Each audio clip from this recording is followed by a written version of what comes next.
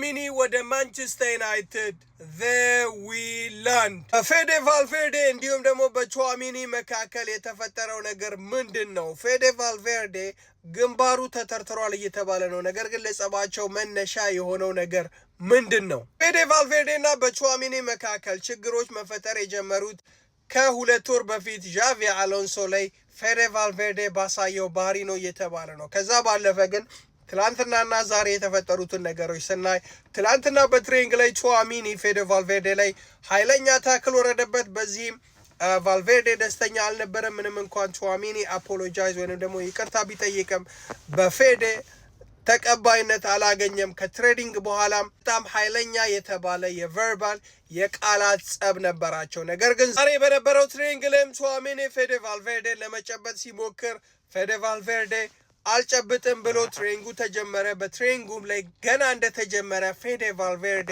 ዘግናኝ የሆነ ታክል ቹዋሚኒ ላይ ወረደበት። አሰልጣኙም አርቤሎዋም ይህንን ነገር ለማርገብ ብሎ ሁለቱም ቡድኖች በአንድ ቡድን ትሬኒንግ ማሰራት ቢጀምርም በሁለቱ ተጫዋቾች ላይ ምንም አይነት መሻሻሎችን አላሳየም።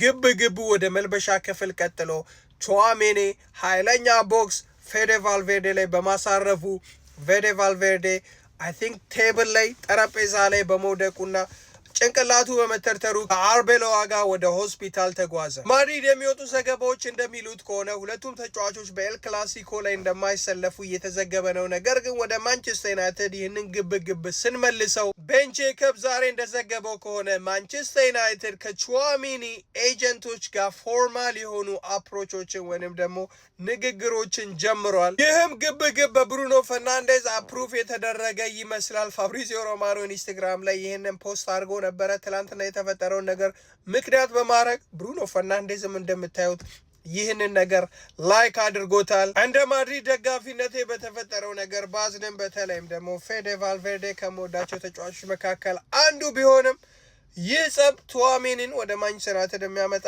ከሆነ መልካም ነው እላለሁ። እናንተ ምን ትላላችሁ? ኮመንት ላይ አሳውቁ። ቪዲዮ ላይክ እንዲሁም ደግሞ አካውንቱን ፎሎ። ፒስ